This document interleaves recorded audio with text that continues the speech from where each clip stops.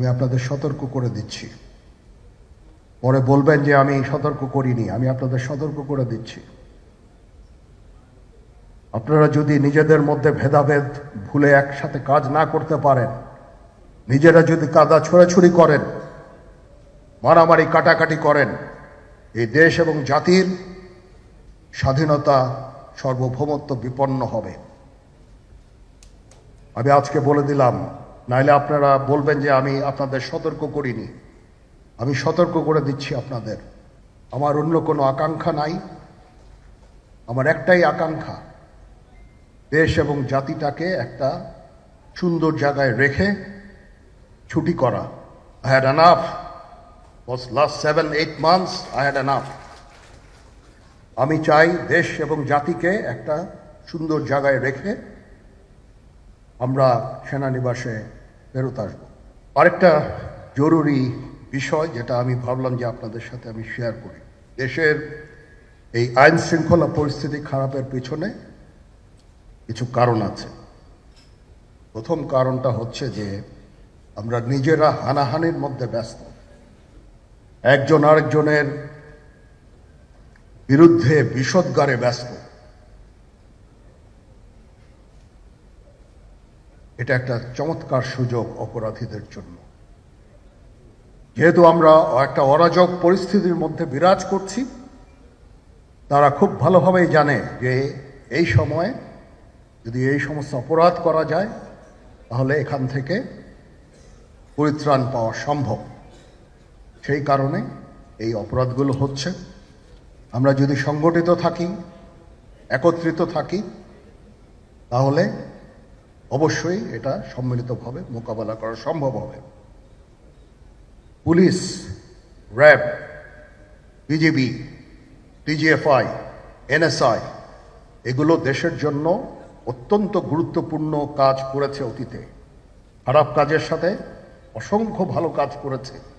আজকে যে দেশের স্থিতিশীলতা, দেশটাকে যে এত বছর স্থিতিশীল রাখা হয়েছে, এটার কারণ হচ্ছে এই সশস্ত্র বাহিনীর বহু সেনা সদস্য, সিভিলিয়ান সবাই মিলে এই অর্গানাইজেশনগুলোকে, অসামরিক, সামরিক সবাই মিলে এই অর্গানাইজেশনগুলোকে এফেক্টিভ রেখেছে। সেই জন্য আজকে সুন্দর, এতদিন ধরে আমরা একটা সুন্দর পরিবেশ পেয়েছি। এর মধ্যে যারা কাজ করেছে, যদি অপরাধ করে থাকে সেটার শাস্তি হবে, অবশ্যই শাস্তি হতে হবে। না হলে এই জিনিস আবার ঘটবে।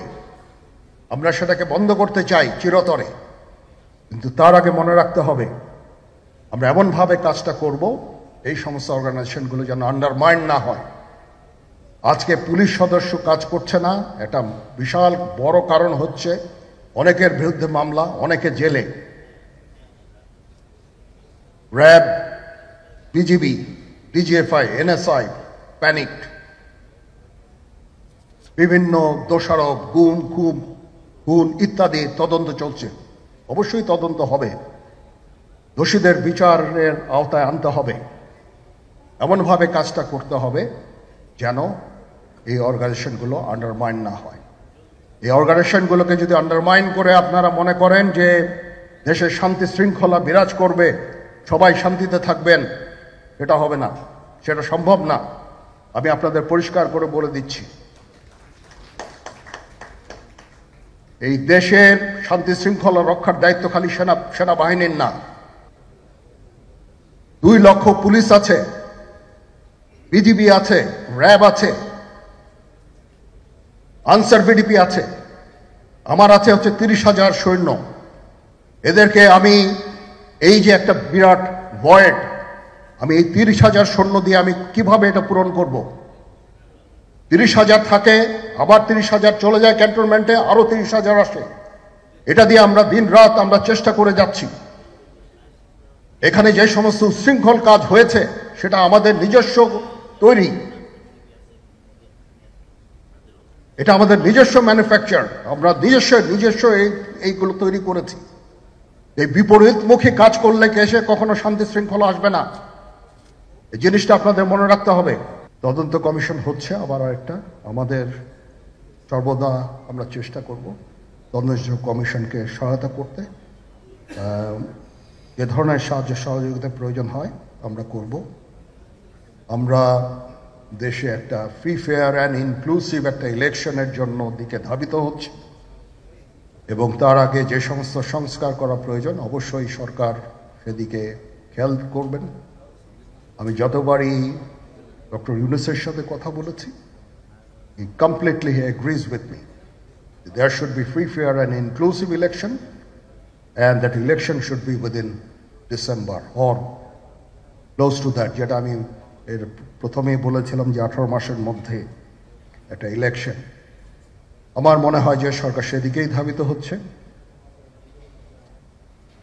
ডক্টর ইউনূস যথাসাধ্য চেষ্টা করে যাচ্ছেন এই দেশটাকে ইউনাইটেড রাখতে, কাজ করে যাচ্ছেন উনি। ওনাকে আমাদের সাহায্য করতে হবে, উনি যেন সফল হতে পারেন সেদিকে আমরা সবাই চেষ্টা করব। আমরা একসাথে ইনশাআল্লাহ কাজ করে যাব।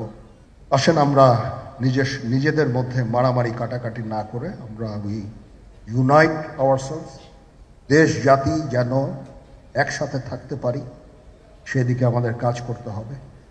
আমাদের মধ্যে মতের বিরোধ থাকতে পারে, চিন্তা চেতনার বিরোধ থাকতে পারে, কিন্তু দিন শেষে যেন আমরা সবাই দেশ এবং জাতির দিকে খেয়াল করে আমরা যেন এক থাকতে পারি।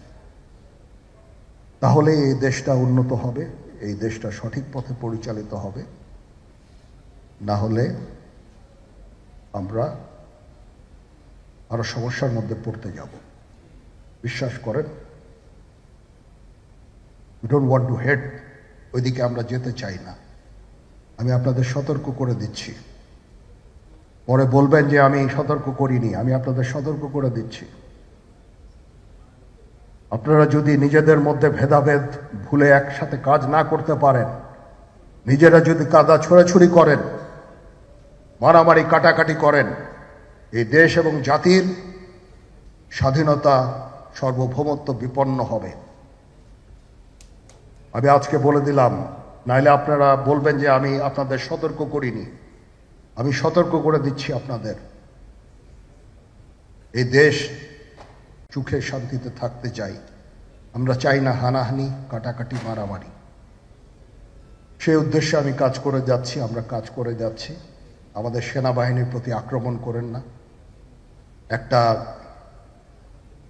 কমন জিনিস আমি দেখতে পাচ্ছি, সেনাবাহিনী এবং সেনা প্রধানের প্রতি বিদ্বেষ কারো কারো।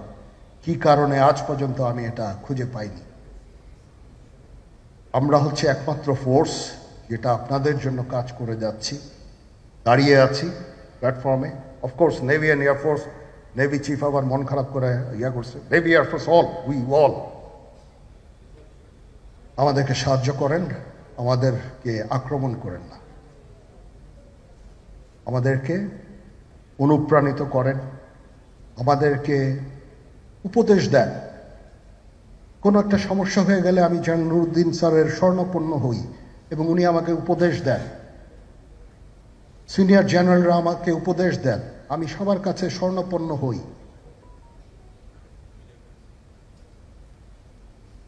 আমাদের প্রতি আক্রমণ করেন না, উপদেশ দেন। আমরা অবশ্যই ভালো উপদেশ গ্রহণ করব। আমরা একসাথে থাকতে চাই এবং দেশ এবং জাতিকে এগিয়ে নিয়ে যেতে চাই।